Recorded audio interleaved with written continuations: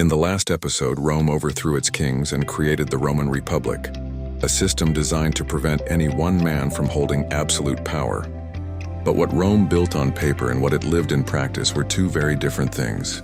The Roman Republic was founded on one core fear: tyranny. The solution was simple: divide power so thoroughly that no single person could ever control the state. At the top were two consuls, elected annually, each able to block the other. Beneath them sat the Senate, an unelected body made up of Rome's elite families. Officially, the Senate only advised. In reality, it ran almost everything. Rome also had popular assemblies meant to represent ordinary citizens. But voting wasn't equal. Wealthier Romans voted first, and by the time poorer citizens were counted, most decisions were already decided. The Republic talked about liberty, but it was liberty with fine print. This system worked surprisingly well when Rome was small. Then Rome started winning wars. As Rome conquered Italy and then the Mediterranean, wealth flooded in, but it didn't spread evenly. Small farmers were pushed off their land, replaced by massive estates worked by slaves. Veterans returned home to nothing.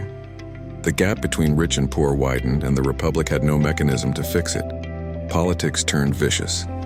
Ambitious men learned they could bypass the Senate by appealing directly to the masses. Laws became weapons. Elections became battles.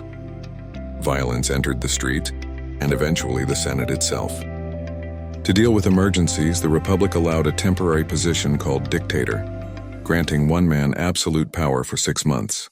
It was meant as a last resort. Rome would later regret inventing that office.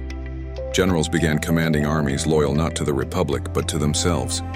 Military success brought fame, wealth, and political leverage, and Rome's system offered no way to stop it. The Republic was never meant to rule an empire. It was designed for a city-state. And as Rome expanded, the system bent, then cracked, then quietly stopped working altogether. What followed wasn't a sudden collapse, but a slow-motion power grab disguised as tradition.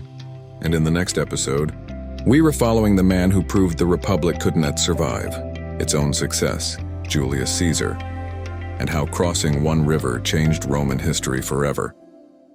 If you enjoyed this trip down the rabbit hole, don't forget to like, share, and subscribe to Smart History for Dumb Times.